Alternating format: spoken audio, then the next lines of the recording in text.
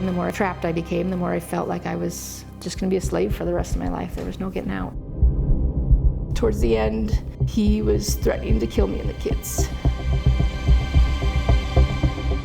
Many victims of domestic violence, sexual assault, and stalking live in fear of the person who harmed them, and having a place that they can live and know that their address will be completely confidential gives them such a sense of peace. We never know who's been victimized, so we want to be careful about what we say, the language we use. Victims of trauma experience a profound change in not only their physiology and their nervous systems, but also their worldview. And so they need our compassion and our kindness and our patience.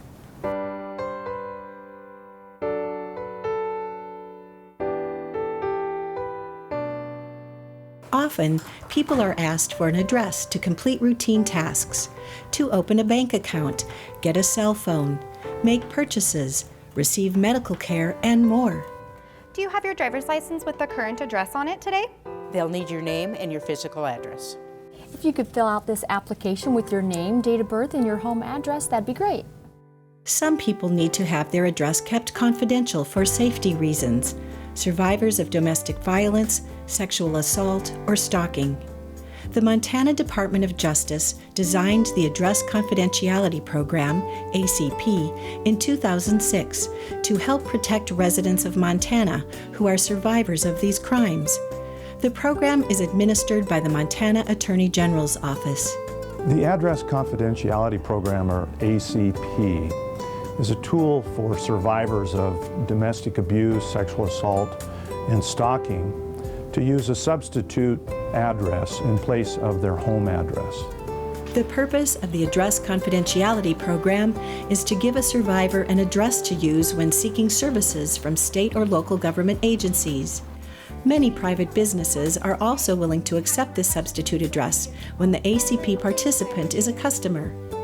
The only people who know an ACP participant's home address should be the applicant, any co-applicants like children or a spouse, and ACP staff. The participants that we have in this program literally live their life in fear. They fear for their life, they fear for their children's life, they fear that their children are going to be taken away from them. So this program becomes a lifeline for those folks. The Address Confidentiality Program is one of the services that the Office of Victim Services provide for residents of Montana. It's a resource that survivors of domestic violence, sexual assault, and stalking can use in order to keep their actual physical address secure and safe. It's really difficult to keep a home address confidential these days, but ACP is a good tool to be able to use to do that. If a participant applies for our program, I believe that a home address can be protected from being sought and found by an abuser. State and local government agencies are required to accept the confidential address. That's particularly true in the court system. Often people that have these addresses need court documents, and this helps to keep them safe, if you will, from people that are trying to find them. Well, it's not unusual that these kind of cases escalate into more and more violence. The ACP program is very important because individuals who are survivors of domestic violence, if they are taking that critical initial first step to establish physical separation from the individual who has been abusive to them and potentially their children, they need some assurances that their address may remain confidential. So in all courts in Montana, the first line of interaction a victim will have is with the clerk of court, whether they are obtaining a parenting plan, a protective order, dissolution, any other kind of paperwork. And the more knowledge that clerks of court have, the more they can advise victims accordingly. A petitioner in a court action may not have an awareness that their court filings are generally public documents. Because the Montana Department of Justice issues an actual card to survivors who access the ACP program, that gives survivors the confidence that they can enter the courtroom or the district court clerk's office and present that card and be taken seriously. Here's how the Montana Address Confidentiality Program works. To enroll, an ACP application and checklist must be completed and submitted along with proof of eligibility, like a protection order or a law enforcement report, and proof of Montana residency.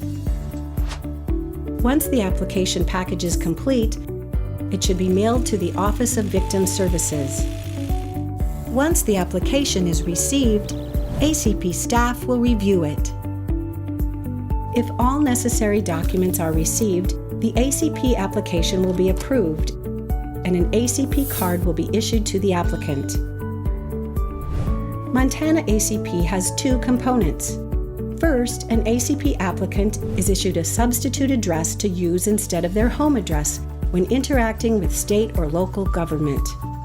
The second component is that ACP receives first-class mail on behalf of participants. ACP staff sorts and repackages unopened mail and forwards it to the participant at a safe place of their choosing. ACP will send mail to a home, post office box, or any other address specified by the participant. The goal of Montana's Address Confidentiality Program is to help survivors of domestic violence, sexual assault, and stalking to stay safe from further harm or abuse. The ACP card with a substitute address can be used to get an order of protection, change a legal name, get a dissolution of marriage, get a parenting plan, as well as get a driver's license, register to vote, register a vehicle, and more. Using the substitute address minimizes the likelihood of a participant being found by an abuser and re-assaulted. If you're presented with a card that indicates the person you're serving is enrolled in the Address Confidentiality Program, please be discreet and recognize that this person or an immediate family member may have been the victim of traumatic physical or psychological abuse. Trauma is deeply complicated and manifests differently for different people. When you're interacting with survivors, it's really important to avoid the best you can re-victimizing them or re-traumatizing them through the interactions. And you can do that in part by not asking questions that are too invasive, by respecting their boundaries, and by being as respectful as possible. Trauma can affect a person on a number of levels: personally, interpersonally, at their job, financially.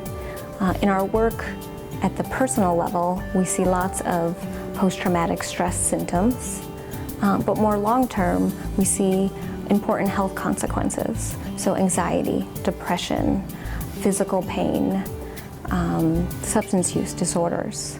The behaviors that we might see in a survivor are twofold. They could be aggressive and loud. On the other hand, they can be really numb and disassociated. People who work in Montana's court system, such as clerks, judges, prosecutors, and self-help law center staffers, can really help people to utilize the Address Confidentiality Program in the way that it's meant to be utilized. If there's a general awareness level in the court system, those folks are best suited to make smart referrals to the program for victims who may be eligible to apply. Often, ACP participants have recently upended their lives in order to get away from an abuser. Some survivors need public benefits like food stamps and cash assistance and low-cost health care through Medicaid in order to get back on their feet. Although the parent of a participant's child is often the abuser that they've fled, a participant may still need child support in order to clothe, feed, and house their child or children. ACP participants sometimes need help from the Child Support Enforcement Division as well. Before being enrolled in ACP, an applicant is strongly encouraged to meet with a local victims advocate to create an in-depth safety plan. The advocates are highly trained and ready to provide guidance and support as a survivor navigates their new life. In addition to enrolling in the Address Confidentiality Program, survivors should consider an order of protection or a formal parenting plan or divorce to allow for the protection of their children, and ongoing support from a domestic violence program to help them rebuild their life is available and important. There may be free legal help available for people who need to keep their address safe. If you have any questions about the Address Confidentiality Program or your rights, it's always a good idea to talk to a lawyer. You can apply for free legal help from Montana Legal Services Association. You can do that online at mtlsa.org by calling our helpline or visiting an office in Missoula, Billings, or Helena. If you work in the court system, what can you do to help address confidentiality program participants? Please be willing to accept the ACP mailing address and provide the requested services.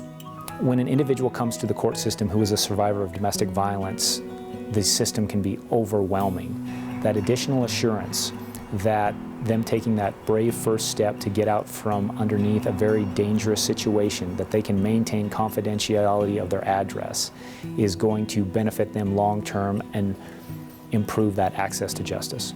Here is an example of how someone working in the court system may encounter an address confidentiality program participant.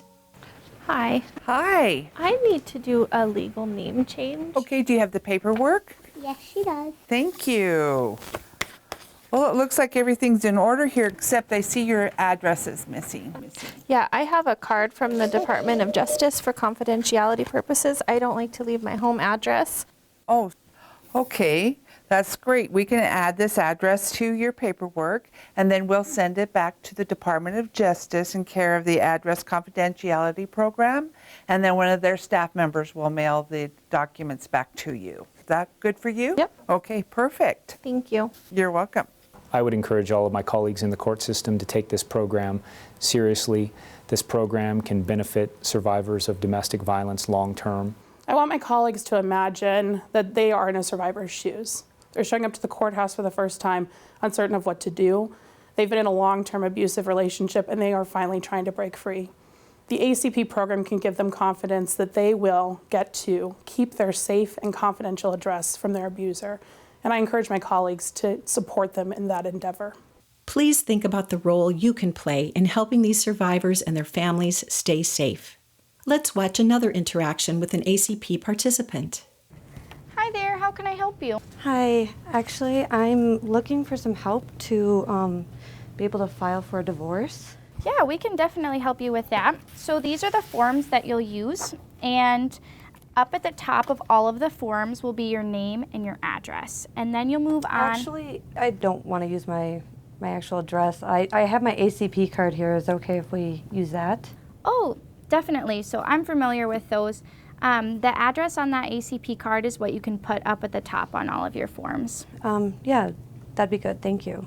One thing you should know is that all notices that you receive from the court will be sent to the ACP address, and the ACP staff will receive them, and then they'll get in touch with you about getting those documents over to you. Okay, yeah, that'd be good. Thank you. To avoid triggering someone, you can avoid asking them details of the event.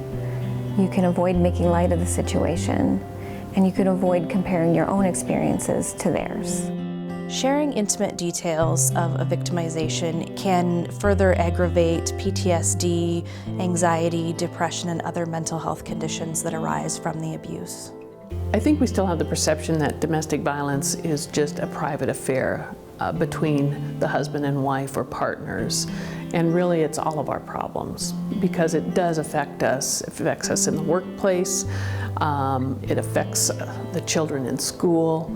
It is a major issue, and I think it's something that we all need to recognize, and that I think that we can all be a part of the solution.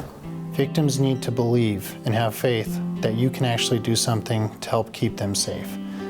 The Address Confidentiality Program would be essential in helping them understand that they can move on, they can live their lives, they can continue to thrive and get better and heal and end this traumatic cycle by knowing that their addresses will remain confidential from their abuser as they do so. One thing this video aims to accomplish is simply more awareness about the Address Confidentiality Program. Although program participants typically have no problem accessing services, they often have to explain what the Address Confidentiality Program is and why they are enrolled. If you know what ACP can do to help survivors, you'll be able to provide more compassionate service and refer survivors who may be eligible to participate. State and local government employees are just one group of people who can help strengthen the Address Confidentiality program. Other community members can make a difference too. Please share this information with everyone who may be able to help. If you're presented with an address confidentiality card, it's a good signal that somebody's probably experienced some pretty traumatic events. And just simply doing your best to be as kind, as helpful, and as calm as you can be goes a really long way, is really helpful. If you or someone you know would benefit from enrolling in the ACP, please visit dojmt.gov/victims or call the Office of Victim Services toll-free at 1-800-498-6455.